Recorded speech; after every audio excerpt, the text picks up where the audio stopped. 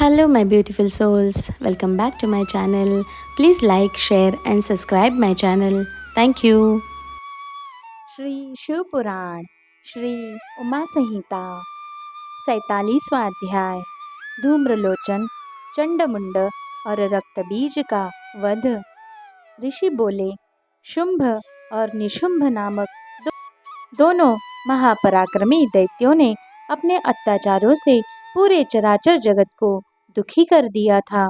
सभी जीव जंतु, मनुष्यगण एवं देवता उसके अत्याचारों से परेशान हो चुके थे। तब देवता अत्यंत परेशान होकर हिमालय पर श्री पार्वती जी की शरण में गए और देवी की स्तुति करने लगे। वे बोले, हे कल्याणकारी देवी भवानी, हम सब आपकी शरण में आए हैं।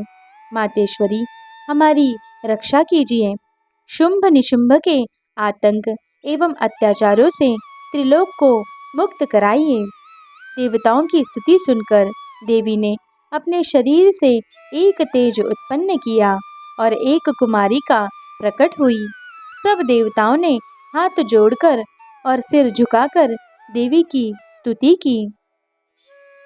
तब पार्वती जी बोली, देवगण, मेरे कोश से निकलने के कारण ये कौशिकी नाम से प्रसिद्ध होंगी और मातंगी नाम से जग प्रसिद्ध होंगी।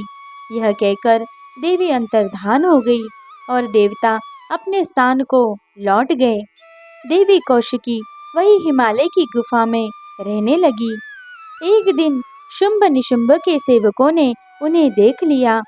तब उन्होंने जाकर शुंभ निशुंभ से उनके रूप सौंदर्य की प्रशंसा की और कहा कि वह तो नारियों में रत्न है, उसे आपके महल की शोभा बढ़ानी चाहिए। तब देवी की प्रशंसा सुनकर शुंभ निशुंभ ने अपना दूत वहां भेजा।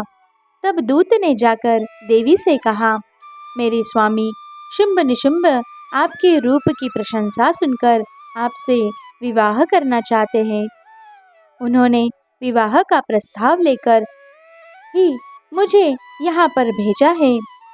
दूत की बात सुनकर देवी बोली, दूत, जाकर तुम अपने स्वामियों से कहो कि मैंने यह प्रतिज्ञा कर रखी है कि जो भी मुझे युद्ध में परास्त कर देगा, मैं उसी से विवाह करूंगी।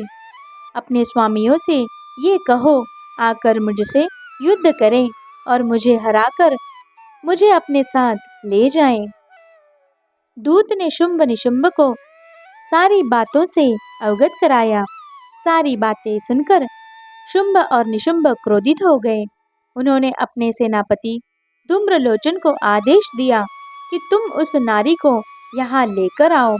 यदि वह प्यार से न आए तो जबरदस्ती उसे उठा लाना।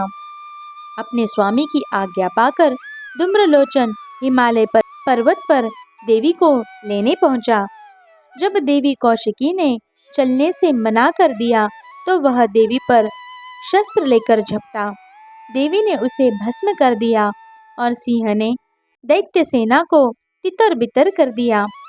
जब शुंभ निशुंभ को धूम्रलोचन के मारे जाने का समाचार मिला तो वे गुस्से से भर गए।